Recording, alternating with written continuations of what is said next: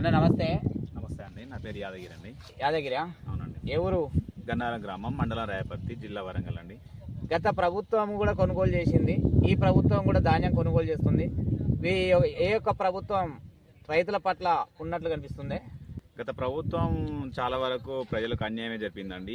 ఇప్పుడు ప్రభుత్వం ఎన్నడూ ఎక్కడ ఏ చరిత్రలో లేని విధంగా సన్న వడ్లకు 500 బోనస్ ఇచ్చి ఎంకరేజ్ చేయడం వల్ల ప్రతి రైతు సన్న వడ్లను పండించి మన రేవంత్ ప్రభుత్వంలో చాలా అధికంగా దిగుబడినిచ్చి ప్రభుత్వానికి ప్లస్ మరియు మన మధ్యతరగతి వాళ్ళకైనా పేద వర్గాల ప్రజలకైనా సన్న రైస్ తినాలని చెప్పేసి 500 బోనస్ ఇచ్చి ప్రత్యేకంగా ప్రోత్సహించడం జరిగిందండి.